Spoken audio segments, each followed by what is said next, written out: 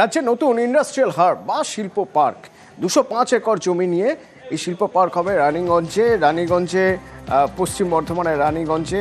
এ বিষয়ে আরো জানবো, আমার সঙ্গে সোমরাজ রয়েছেন ফোনে। সোমরাজ, দেখো, রাজ্যে আরো একটি শিল্প পার্ক তৈরি হতে চলেছে, যেটা নবান্ন সূত্রে খবর। পশ্চিম বর্ধমান জেলার রানীগঞ্জ থানা এলাকায় মঙ্গলপুর মৌজা ও ভক্তাননগর মৌজা, এই এলাকার মোট 205 একর জমি নিয়ে তৈরি হবে এই শিল্প পার্ক। মূলত জমিটি ছিল রাজ্যের ভূমি ও ভূমি রাজস্ব দপ্তরের অধীনে। এই জমিটি রাজ্যের শিল্প উন্নয়ন নিগমকে তুলে দিল রাজ্যের ভূমি ও ভূমি রাজস্ব দপ্তর। আজ রাজ্য মন্ত্রিসভার বৈঠকে এই প্রস্তাব পেশ করা হয় এবং তারপর মুখ্যমন্ত্রী মমতা বন্দ্যোপাধ্যায়ের উপস্থিতিতে এই প্রস্তাবকে অনুমোদন করা হয়। পশ্চিম বর্ধমান জেলায় এছাড়াও একাধিক শিল্প পার্ক আছে, কিন্তু তার সঙ্গে পশ্চিম বর্ধমান জেলার রানীগঞ্জ থানা এলাকায় এই শিল্প পার্ক, যেটি পশ্চিম বর্ধমান জেলার সব থেকে বড় শিল্প পার্ক হতে চলেছে। মোট 205 একর জমির ওপর এই শিল্প পার্ক হবে এবং নবান্ন সূত্রে খবর, একাধিক বিনিয়োগকারী এই শিল্প পার্কে বিনিয়োগের জন্য ইতিমধ্যেই উৎসাহ প্রকাশ করেছিল। তাই বিনিয়োগকারীদের উৎসাহকে প্রাধান্য দিয়ে পশ্চিম বর্ধমানের রানীগঞ্জে এই নয়া শিল্প পার্ক তৈরি হতে চলেছে। ধন্যবাদ।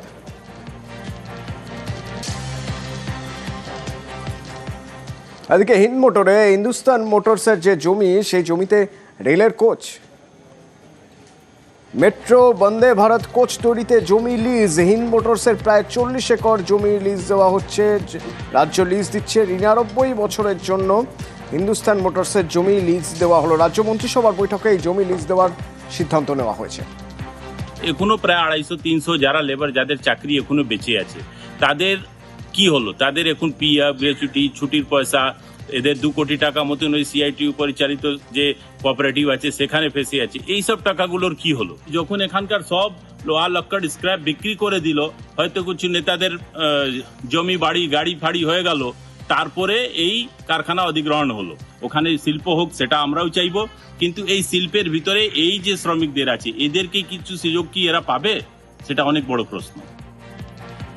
কারখানার যে অব্যবহৃত জমি, যেটা শিল্প করবার জন্য নতুন কর্মসংস্থান তৈরির লক্ষ্যে চুক্তি করা হয়েছিল বামফ্রন্ট সরকারের আমলে, তৃণমূল কংগ্রেস সরকার আসার পর সেই চুক্তিকে বদলানো হয় এবং সেই অব্যবহৃত জমিতে কেবলমাত্র রিয়েল এস্টেট এবং তৃণমূল কংগ্রেসের কিছু নেতার পুরে কমবে খাওয়ার জায়গাটাকে সুনিশ্চিত করা হয়। শিল্পের জমিতে শিল্পই করতে হবে যাতে নতুন কর্মসংস্থান তৈরি হয়, কারণ গোটা রাজ্যে এখন শিল্প বলতে কিছু নেই। যে সমস্ত শ্রমিক কর্মচারীরা পেরোলে আছেন, এক্ষেত্রে তাদের অগ্রাধিকারের ভিত্তিতে বিবেচনা করতে হবে।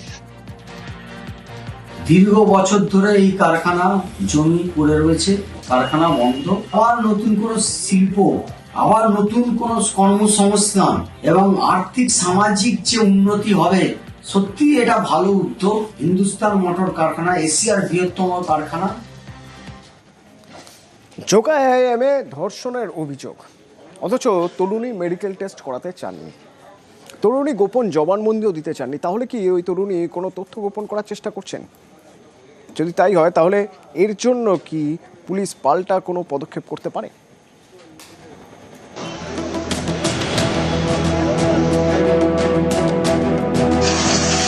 শুক্রবার জোকা আইআইএমে ধর্ষণের অভিযোগ বহিরাগত এক তরুণী কাউন্সেলিংয়ে যান, তখন তাকে ধর্ষণ করা হয়। এই অভিযোগের ভিত্তিতে সেকেন্ড ইয়ারের পড়ুয়া পরমানন্দ টোপ্পানোয়ারকে গ্রেপ্তার করেছে পুলিশ। তদন্তে 9 সদস্যের সিট গঠন করেছে লালবাজার। কিন্তু ধর্ষণের অভিযোগ এলে যা যা তদন্তের ক্ষেত্রে হয়ে থাকে তা এক্ষেত্রে হয়নি। সুপ্রিম কোর্টের নির্দেশ অনুযায়ী অভিযোগ ওঠার 48 ঘন্টার মধ্যে অভিযোগকারীর শারীরিক পরীক্ষা করাতে হয়, কিন্তু পুলিশ বারবার যোগাযোগ করা সত্ত্বেও মেডিকেল টেস্ট করাতে রাজি হননি তরুণী। ঘটনার সময় তিনি যে পোশাক পরেছিলেন সেটাও তদন্তকারীদের দেননি। ম্যাজিস্ট্রেটের কাছে গোপন জবানবন্দি দিতেও রাজি হননি তরুণী। অর্থাৎ তিনি ধর্ষণের অভিযোগ করলেও অভিযুক্ত যাতে কড়া শাস্তি পায় তার জন্য যা যা করার তার কোনোটিই এখনো পর্যন্ত করেননি। কিন্তু কেন? এ নিয়ে তৈরি হয়েছে রহস্য। তরুণীর বাবার কথাতেও ধোঁয়াশা বেড়েছে। এই বাড়ি ফেরার পর আপনি কথা বলেছেন? হ্যাঁ, কথা বলেছি। ও বললো না, আমার কেউ টর্চারও করেনি আর আমার সঙ্গে কেউ খারাপ ব্যবহার কিছু করে। আমরা আর কি জানি, আমার মেয়েকে ফিরে পেয়েছি, আমার মেয়ে নর্মাল। যে অ্যারেস্ট হয়েছে তার সঙ্গে মেয়ের কি সম্পর্ক আপনি জানতে পারেন? কোনো সম্পর্ক না। মেয়ে কি মানসিকভাবে ভেঙে পড়েছে? না না, সে স্ট্রং। এসে কমপ্লেন ও বললো আমাকে বলেছে, আমাকে দিয়ে লিখিয়ে নিয়েছি যেগুলো আমার কমপ্লেনটা ওকে দিয়ে লিখিয়ে নিই। হ্যাঁ। তরুণী মেডিকেল টেস্ট করাতে রাজি নন, গোপন জবানবন্দি দিতেও রাজি নন। তার বাবা বলছেন মেয়ের উপর নির্যাতন হয়নি। এসব দেখে অনেকেরই মনে প্রশ্ন জাগছে, কে সত্যি বলছেন? মেয়ে নাকি বাবা? ধর্ষণের অভিযোগ করলে তদন্তে সহযোগিতা করতে বাধা কোথায়? কেন মেডিকেল টেস্টে রাজি হচ্ছেন না তরুণী? কোনো তথ্য কি গোপন করতে চাইছেন? এই পরিস্থিতিতে পুলিশ কি পাল্টা কোনো ব্যবস্থা নিতে পারে?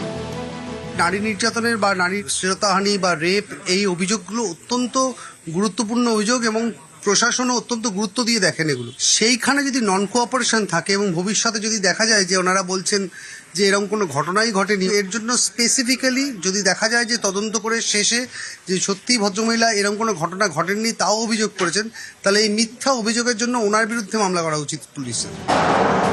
ধৃত পড়ুয়ার আইনজীবীরও প্রশ্ন, যেখানে তরুণী মেডিকেল টেস্টে এখনো রাজি হননি, তার বাবা বলছেন নির্যাতন হয়নি, সেক্ষেত্রে অভিযুক্তের পুলিশ হেফাজতের মেয়াদ কেন কমানো হবে না?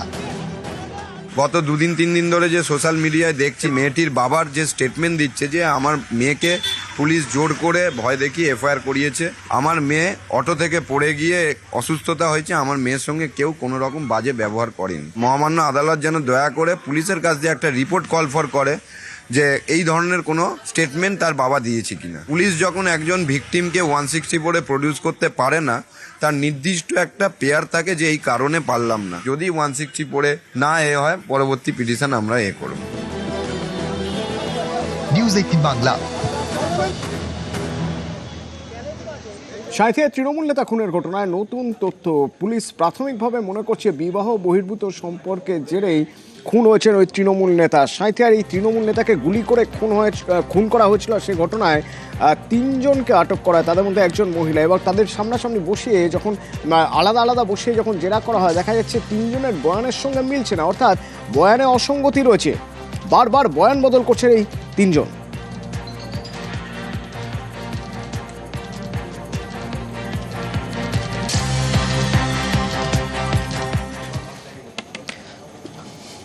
চৌঠা জুন কুলটিতে এক যুবকের দেহ পাওয়া যায়, রক্তাক্ত দেহ। ঠিক 1 মাস পরে গ্রেপ্তার একজন, যেখান থেকে তদন্তের মোড় ঘুরে যায়। পুলিশের এখন অনুমান চতুষ্কোণ প্রেমে ওই যুবক অর্থাৎ দেব সিং মারা যায়, তাকে খুন করা হয়। কে খুন করে? 1 মাস পরে যাকে গ্রেপ্তার করা হলো রাহুল মাঝি, সেই রাহুল মাঝি তাকে গ্রেপ্তার করে, তাকে খুন করে বলে মনে করছে তদন্তকারীরা। কেন? চতুষ্কোণ প্রেম। কিভাবে এই প্রেমের জালে ফেঁসে গেলেন দেব সিং? কেনই বা তাকে মরতে হলো?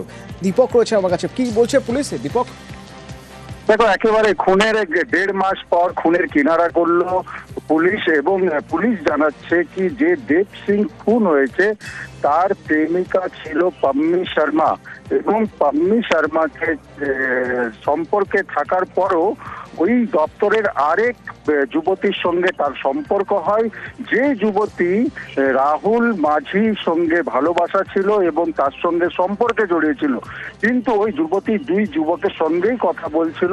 এই কথা জানতে পারে যখন পাম্মি শর্মা তার প্রেমিকা, তখনই রাহুল মাঝির সঙ্গে একটি ছক কষে কি যদি রাস্তা থেকে দেব সিংকে সরিয়ে দেওয়া হবে তাহলে দুজনেরই বদলা নেওয়া হবে, দুজনেরই প্রতিশোধ পূর্ণ হবে। এই ছক কষেই 4 তারিখের রাত্রে এক শুনশান জায়গায় পাম্মি শর্মা তাকে ফোন করে জানায় এই জায়গায় এই সময় একাই যাচ্ছে, তখনই তাকে খুন করা হয়েছে। এবং ইতিমধ্যেই পুলিশ যেই অস্ত্র দিয়ে খুন করা হয়েছিল ধারালো অস্ত্রকে উদ্ধার করেছে, এবং রাহুল মাঝি পুলিশের জেরায় ভেঙে পড়েছে এবং পুলিশের জেরায় স্বীকার করেছে কি সে এই খুনের ঘটনার সঙ্গে যুক্ত, এবং পরোক্ষভাবে পাম্মি শর্মা তাকে মদত করেছে এই খুনের ঘটনায়। যদিও রাহুল মাঝি আরো জানিয়েছে পুলিশকে কি তার 2 বন্ধু এই খুনের ঘটনায় সাহায্য করেছে তাকে। ওই 2 বন্ধুর খোঁজে তল্লাশি শুরু করেছে পুলিশ। ধন্যবাদ। আফটার ফার্দার ইন্টারোগেশন আমি জানতে পারলাম কি আরও ইনভলভ আছে, and finally the main accused Rahul মাঝিকে আমি অ্যারেস্ট করলাম। আমি জানতে পারলাম কি রাহুল মাঝির একটা কোনো অ্যাফেয়ার কিছু ছিল এক মেয়ের সঙ্গে, সেম অফিসে যেখানে ডিসিস কাজ করছিল। বিকজ অফ জেলাসি উনি রাহুলকে ফলো করলেন, ফলো করে মেরে দিলেন। ইন্টারোগেশন করে উনি কনফেস করলেন তো উনি মারলেন। ওনার যে অফেন্ডিং ওয়েপেন ছিল ওটাও পাওয়া গেছে। যে স্কুটি নিয়ে উনি ফলো করলেন আর ওনাকে আটকে মারলেন ওটাও পাওয়া গেছে। তো আমি আর ফার্দার ইনভেস্টিগেট করছি যে কি যদি পাম্মি শর্মা ওনাকে উকসায় মারলেন।